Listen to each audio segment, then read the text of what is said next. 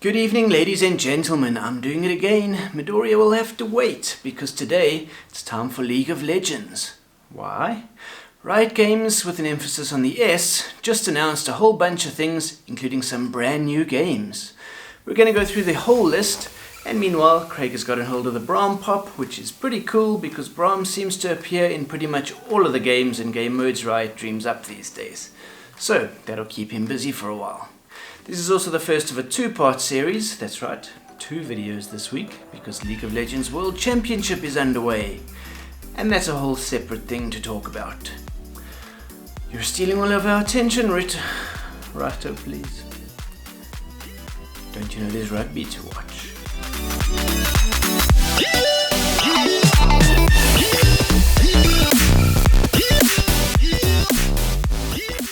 First of all, well done Riot Games, one of the biggest game franchises of all time, and up to now only had one game.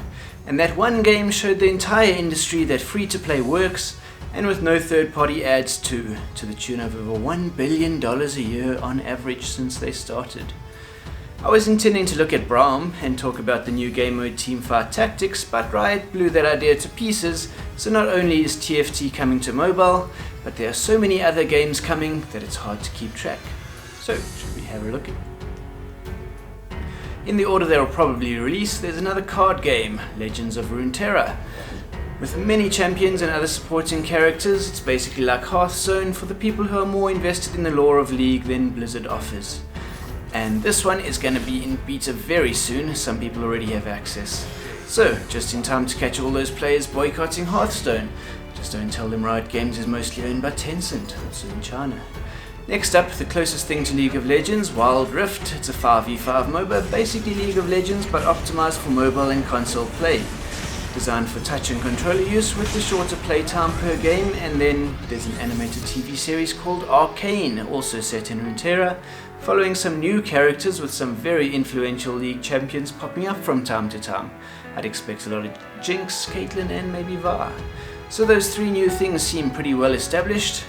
There are more that seem a bit more distant. A League of Legends esports manager game, including all the real teams, kind of like Football Manager. Then there's a fighting game coming, codenamed Project L, and that'll likely get a few champions that are really good fighters. And then there's what seems to be an action RPG similar to Diablo, called Project F. Then there's something not even based in Runeterra, a first-person shooter. Is that right? It's called Project A. Well, if anyone thought Riot Games seemed to be doing nothing this year, now you know, lots of stuff coming. Apart from all the new games, they announced some major changes to League of Legends for the 2020 season. Not really surprising, they like to tweak things every single year and will continue this evolutionary trend. They also announced a new champion. Spoiler alert, if for some weird reason you do want to be surprised by a new champion, it's Senna, a light gun wielding wife of Lucian, one of the fan favorites. Okay, I think we're all caught up. That was quick and easy. Everyone on the same page? Good. This is still a character review and we've picked Braum, the heart of Freljord, just because he shows up everywhere. He is of course in all game modes in the main game, including the new Teamfight Tactics, and he has been shown in the card game too. I'm sure he'll make an appearance in Wild Rift. So this is the right character for the job. Let's have a look. The box is pretty standard as usual, except it's very heavy compared to other pops. You definitely notice when handling this. 4 in the League of Legends set. I'd really like to complete this set. Alright Craig, you can open him up. As usual, if you want your own League of Legends pops, links in the description below. The 3 I have are very easy to find, the others not so much. Let me know in the comments if you know where to find some of the others, and which ones you'd like to see me review. Out of the box now? Good, let's have a look. Braum is always happy, jolly, laughing, and his eyes and moustache capture that. Speaking of moustache, this pop has one, and some eyebrows, and they're both glorious. What he doesn't have is hair, and his body is very detailed, accurately representing the look in the game.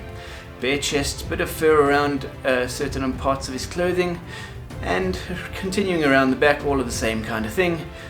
All there to complement the door he's holding. Nope, it's not a shield, as the story goes. In the Freljord somewhere, there's a Freljord is a cold and icy place where a lot of the characters come from, like my favourite Anivia and a whole bunch of others.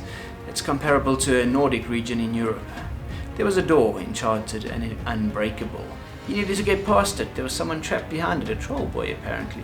So he smashed through the mountain around it and took it with him on the way out. Now he has an unbreakable shield / door. Good thinking. The shield itself is also very detailed with a large ram depicted on the front. Very nice pop overall. Braum is played as a League of Legends support character and is a glacial guardian in teamfight tactics. His role is happy to protect everyone, of course, with his big door and his significant bulk.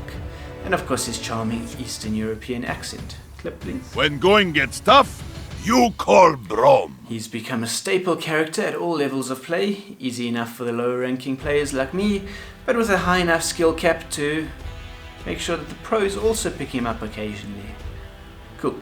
So now that you know Riot Game is becoming Riot Games, let's talk about teamfight tactics for a moment. I don't want to drag this video out much longer, but it's fun, so we're going to talk about it. Because I am struggling to finish this video without starting a game of teamfight tactics. Why is this game mode so addictive? People have been referring to the genre auto chess as auto chess, where you set up your champions on a game board and they automatically fight your 7 opponents in a multi-round battle. Every time you lose your own avatar or little legend, loses health. Last person standing wins the game. Simple enough.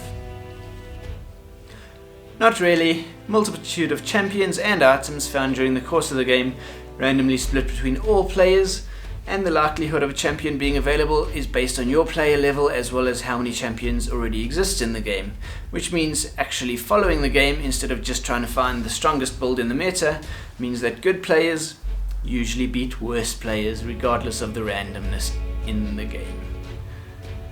Okay, Craig seems done. He's had enough. This video has gone on long enough. So next time we'll be continuing with League of Legends. We have one of the most popular champions in competitive play, Lee Sin, over here somewhere. We're going to have a look at esports and the World Championship, and it should be a good one, and it's coming out very soon after this video, so make sure you're subscribed and that you have notifications on so you don't miss it. If you've got this far, thanks for sticking with us. Quick shout out to the South African League of Legends group on Facebook, who are very supportive of my last League video and inspired me to make another one.